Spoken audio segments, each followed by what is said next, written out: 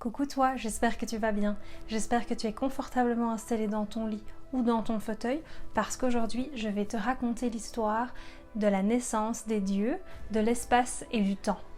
Mais avant, n'oublie pas de liker la vidéo, de t'abonner, d'activer la cloche des notifications avant de me laisser un super gentil commentaire.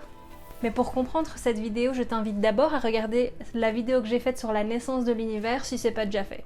On commence direct, on rentre dans le vif du sujet avec le premier enfant que Gaïa a créé toute seule, Uranus. Alors Uranus est le ciel localisé au-dessus de la Terre, mais attention, pas encore comme on le connaît aujourd'hui. Pour l'instant, Uranus est collé à Gaïa, littéralement.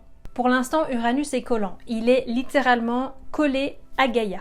Dans la foulée, Gaïa va créer les montagnes, Ourea, et les nymphes qui y habiteront, ainsi que Pontus, qui sera la première entité liquide, le premier dieu de la mer. Le monde comme on le connaît aujourd'hui commence petit à petit à prendre forme. Mais revenons à Uranus et intéressons-nous à cette citation d'Hésiode. La douloureuse séparation entre le ciel Uranus et la terre Gaïa, la naissance de l'espace et du temps. On arrive directement à un tournant de l'histoire palpitant. Bon, comme je vous l'ai dit, Uranus est collé à Gaïa, de sorte qu'il y a exactement 0 espace entre eux. Alors je sais que techniquement Uranus est l'enfant de Gaïa, mais pour les prochaines minutes, je veux que tu enlèves cette idée de ta tête parce que, âme sensible, veuillez arrêter de regarder cette vidéo. Le contenu qui va suivre n'est pas dirigé aux moins de 18 ans. Bon, je vous aurais prévenu, mais en fait Uranus est tellement collé à Gaïa que je ne vais pas vous faire de dessin, mais en fait Uranus fait continuellement l'amour à Gaïa. Il est obsédé par elle, il ne pense qu'à elle, et à tel point qu'il ne peut pas s'arrêter. La conséquence de ça, vous l'imaginez bien, ne sera pas la publication #MeToo par Gaïa, mais bien le fait qu'ils vont avoir beaucoup d'enfants.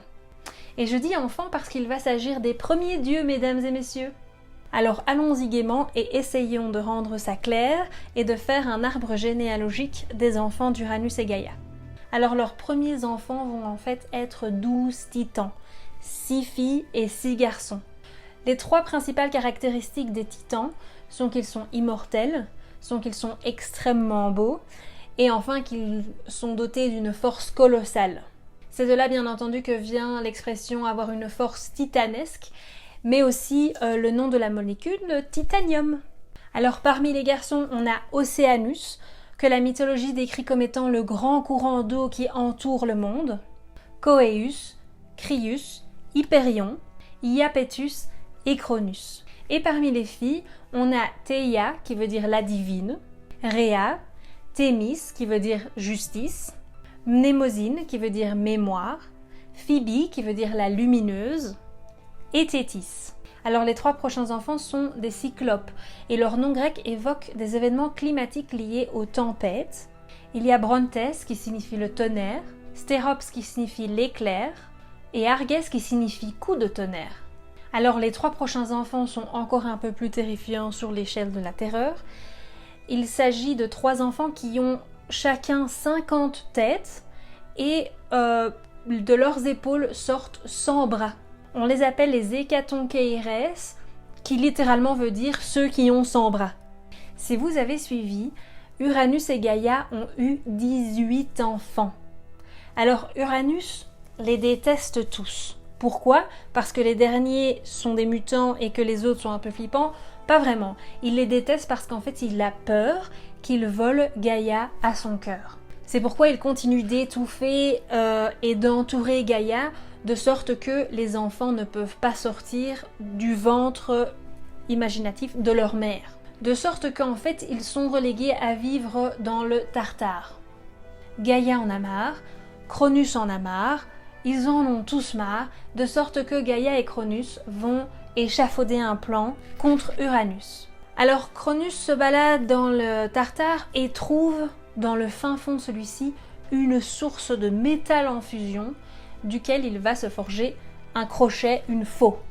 Ça y est, maintenant Cronus a l'arme qui va lui permettre de castrer son père. Cronus est prêt. Et Uranus, comme à son habitude, est pris d'une envie charnelle, mais ni une ni deux, Cronus, muni de son arme, prend les parties génitales de son père de la main gauche et les coupe de la main droite. Petite parenthèse, c'est grâce à Cronus qu'apparemment, suite à cela, on dit que être gaucher, c'est en fait quelque part une malédiction ou avoir le mauvais œil.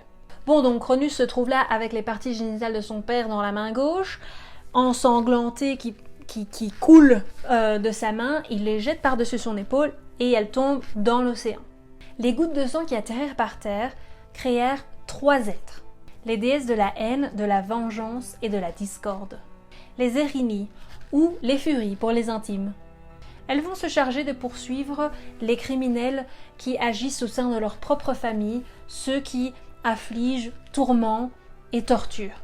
On sent un petit clin d'œil à la vengeance qu'elles ont envie de prendre par rapport à leur père Uranus. Il y a une 4e fille née du sang de Uranus. Il s'agit de la déesse de la beauté et des passions amoureuses, Aphrodite.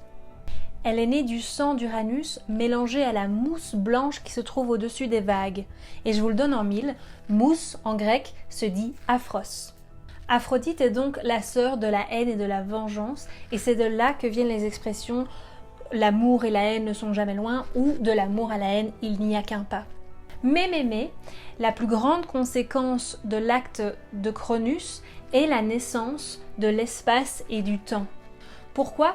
Eh bien parce qu'avec la douleur immense que Uranus a ressentie de par la castration, il a été projeté au fin fond du cosmos et par la force des choses a créé l'espace entre la Terre et le ciel, entre Gaïa et Uranus. En plus de ça, leur séparation a généré le temps parce que du fait que Uranus soit détaché de Gaïa, il faut maintenant prendre en compte la dimension de temps qui a été créée par le changement d'état qui permet aux enfants de sortir de Gaïa, de créer la vie. Et Uranus maintenant le sait mieux que personne, les pères doivent se méfier de leurs fils. Et voilà comment les premiers dieux ont vu le jour et comment l'espace et le temps ont été créés.